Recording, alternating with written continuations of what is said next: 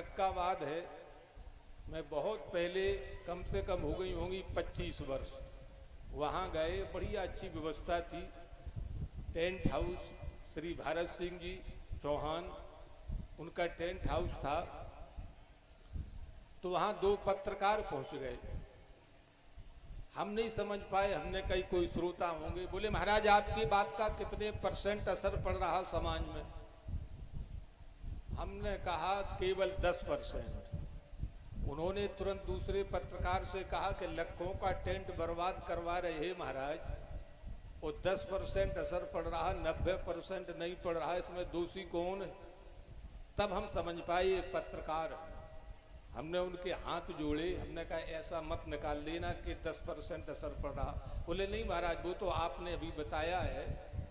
कुल मिलाकर के मैं कहना ये चाहता हूँ, जगह जगह पर कार्यक्रम हो रहे, जगह जगह पर भागवत रामायण गीता का पाठ हो रहा, जगह जगह पर राम नाम हो रहा, जगह जगह भंडारे धुआंधार हो रहे। एक जगह रामलीला हो रही थी। रामलीला जैसे हमारे अभी संचालक जी कह रहे थे, कल रुक्मिणी विवाह है, परसों सुदामा चरित्र है, आज गोवर्धन लीला है।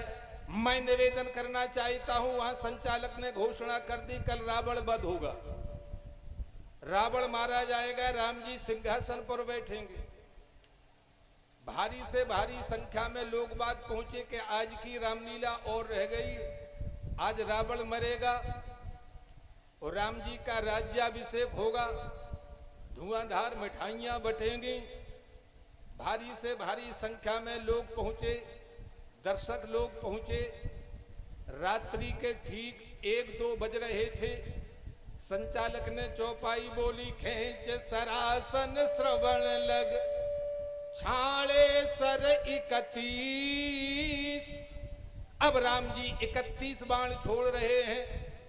वो कुछ जो है समय बाद रावण जो है अब मरने वाला है। एक बाण रावण की नाभि में जो अमृत है उसको सोखेगा।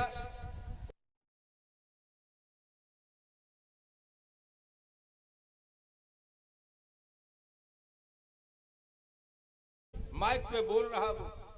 अब वहां जो आयोजक थे, व्यवस्थापक थे, उन्होंने कहा बड़ा गजब की बात, रावण को तो मरना पड़ेगा। राम में मरने वाला रावण नहीं हूं। पहली हमारी बात का उत्तर दें, क्योंकि संवाद होता है। आप लोगों ने रासलीला देखी होगी, रामलीला देखी होगी, रावण बाणासुर संवाद। रासलीला में भी संवाद होता है। परशुराम लक्ष्मण संवाद, रावण राम जी और रावण का संवाद। रावण ने कहा राम में मरने वाला रावण नहीं हूं, मेरी बात का पहले उत्तर दें। राम जी ने कहा बोल, तू अत्याचारी है, पापाचारी है, दुराचारी है, तेरा समय आ गया, अब मैं 31 बाण छोड़ रहा हूं। रावण ने कहा सोच समझ के बाण छोड़ना, मैं मरने वाला नहीं हूं। बोले क्यों? पहले मेरी बात का उत्तर दें। रावण कहता है था मैंने इधर साधु वेश वैदेही का अपहरण किया, था मैंने इधर साधु वेश वैदेही का अपहरण किया, लेकिन मर्यादा के विरुद्ध कोई भी आचरण किया, लेकिन मर्यादा के विरुद्ध कोई भी आचरण किया। सीता अशोक वाटिका रही, मेरा इतना ही नाता था, सीता अशोक वाटिका रही, मेरा इतना ही नाता था। तुम मेरी पटरानी बन जाओ बस कह करके धमकाता था, पर जब जाता था पास कभी तुझ निज पत्नी को ले जाता था। सुनो रावण की कथा। आयोजक लोगों से, बुजुर्ग लोगों से, नौजवान साथियों से मेरा निवेदन है। अधिकांश लोग कहते हमारे सोराम सिंह जी, भरत सिंह महाराज ज्यादा बोलो, ज्यादा बोलो। हमने कहा हमारे 10 ही मिनट बहुत है, ज्यादा बोले से क्या जो है क्या होगा?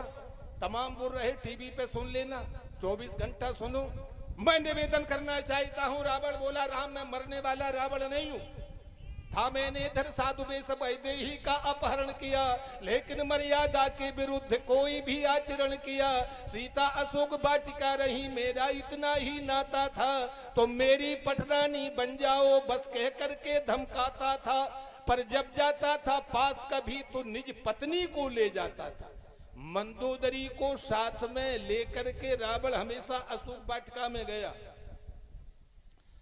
आज वो कहता है जिसको अपराध कहेंगे तुम ऐसा तो कुछ भी हुआ नहीं, जिसको अपराध कहेंगे तुम ऐसा तो कुछ भी हुआ नहीं, लंका में मैंने सीता को एक अंगुली से भी छुआ नहीं। यह है रावण का चरित्र, यह है रामचरितमानस का रावण बोल रहा। किसी भी रामायण में आप बता देना, रावण कह रहा है जिसको अपराध कहेंगे तुम, जिसको अपराध कहेंगे तुम ऐसा तो कुछ भी हुआ नहीं, लंका में मैंने सीता को एक अंगुली से भी छुआ नहीं। पर नहीं सुरक्षित बालाएं हैं राम तुम्हारे भारत में, पर नहीं सुरक्षित बालाएं हैं राम तुम्हारे भारत में, नित लूटी जाती अबलाएं हैं राम तुम्हारे भारत में। कर दिया कलंकित साधु वेश, कर दिया कलंकित साधु वेश भारत के नमक हरामों ने, उन कुटिल कामियों ने, उर जेल में जाने वालों ने, उन कपटी कुटिल कामियों ने, उर जेल में जाने वालों ने। आज रावण बोला पहले इन नीचों से अपनी धरती का हल्का भार करो, पहले इन नीचों से अपनी धरती का हल्का भार करो। मैं बक्ष खोल कर खड़ा हुआ रावण तब मुझ, मैं बक्ष खोल कर खड़ा हुआ राघव तब मुझ पर वार करो। रावण बोला कि इतना बवंडर मचा हुआ है और तुम जो है मुझे मार रहे हो। नंबर 2, रावण बोला नंबर 2 मेरी बात का उत्तर दे। राम जी ने कहा दूसरी बात क्या है? रावण बोला याद तुम्हें है जब लक्ष्मण के सीने में सख्त समाई थी, याद तुम्हें है जब लक्ष्मण के सीने में सख्त समाई थी, तब मेरे सुखेन ने ही जाकर तब उनकी जान बचाई थी। यह है रामचरितमानस की कथा, रामायण भागवत गीता की कथा। कृष्ण भगवान ने पूतना को वो गति दी जो यशोदा और देवकी को मिली। पूतना का रूप अच्छा नहीं, पूतना का उद्देश्य अच्छा नहीं, पूतना का जो है कुल अच्छा नहीं, पूतना का काम अच्छा नहीं, लेकिन भगवान कृष्ण ने वो गति पूतना को दी जो यशोदा और देवकी को मिली। ये भगवान का स्वभाव। मैं निवेदन करना चाहता हूं, रावण बोला याद तुम्हें है जब लक्ष्मण के सीने में सख्त समाई थी, तब मेरे सुखेन ने ही जाकर तब उनकी जान बचाई थी। हाँ, वेतन भोगी वैद्य था रावण का सुखेन, वो आमने सामने टक्कर हो रही। लक्ष्मण जी मूर्छित, याद तुम्हें है जब लक्ष्मण के सीने में सख्त समाई थी, तब मेरे सुखेन ने ही जाकर तब उनकी जान बचाई थी। क्या राजवेद ने दुश्मन को उपचार उचित था दिया नहीं, क्या राजवेद ने दुश्मन को उपचार उचित था दिया नहीं। ए लंका की मर्यादा थी बदले में कुछ भी लिया नहीं। कभी भी एक नया पैसा मांगा हो रावण ने या वेद ने कहा हो? क्या राजवेद ने दुश्मन को उपचार उचित था दिया नहीं। ए लंका की मर्यादा थी बदले में कुछ भी लिया नहीं। पर भारत के राजवेद जो विशेषज्ञ कहलाते हैं, जाना आगरा में, पर भारत के जो राजवेद जो विशेषज्ञ कहलाते हैं, ये महापुरुष कैसे अपनी सेवा का धर्म निभाते हैं। भूखे नंगे बीमारों से पहले धन जमा कराते हैं, तब जाकर के सेवा धर्मी रोगी के हाथ लगाते हैं, तब जाकर के सेवा धर्मी रोगी के हाथ लगाते हैं। इन अपराधी वैद्यों की नई फीस जमा कर पाते हैं, तो कितने मरीज अस्पतालों की मेजों पर ही मर जाते हैं। कहाँ रावण का राज, कहाँ आज का राज। राम राज होगा, फलाना होगा, मंदिर बनेंगे, भागवतें होंगी। रावण बोला राम इन अपराधी वैद्यों की नई फीस जमा कर पाते हैं, तो कितने मरीज अस्पतालों की मेजों पर ही मर जाते हैं।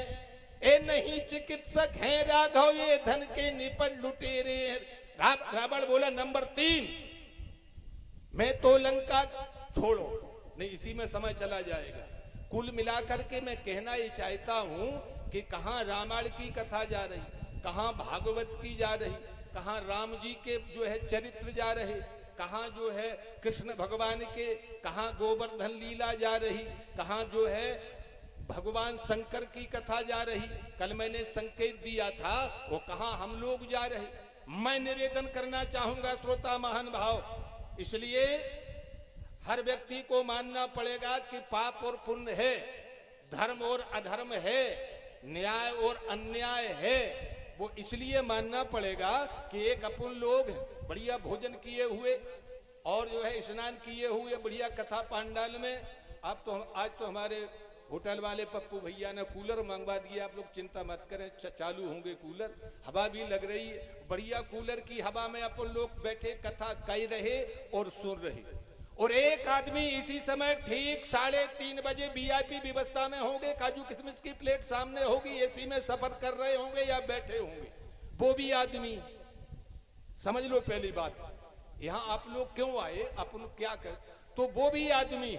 और एक आदमी इस समय आगरा के प्लेटफार्म पर मिलेंगे ठीक आज की तारीख को 3:30 बजे, जिनके हाथ नहीं होंगे, पैर नहीं होंगे, जिन्होंने 2 दिन से चाय का दर्शन नहीं किया होगा, आपके आगरा में मिल जाएंगे।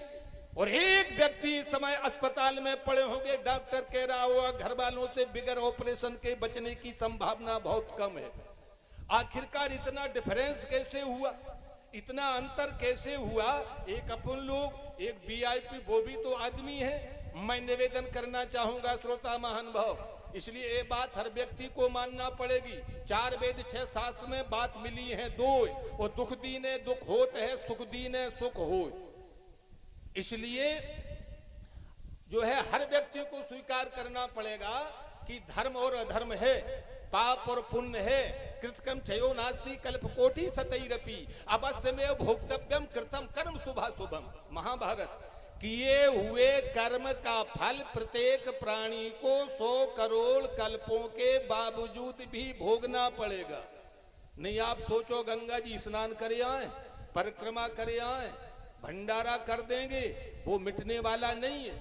शास्त्र कहता है कृतकर्म क्षयो नास्ति कल्पकोटि सतैरपि अवश्य में भोक्तव्यम कृतम कर्म शुभाशुभम सुखस्त दुखस्त न कोपि दाता परो ददाति कुबुद्धि रेशा अहम करोमीत व्यथाभिमाना सुकर्म सूत्रे ग्रतो ही लोका। प्रत्येक व्यक्ति अपने कर्म के बंधन में बंधा हुआ है। अपन लोगों ने बहुत अच्छा काम किया होगा, भगवान की कथा कहने का और सुनने का ये अवसर मिला। मैं निवेदन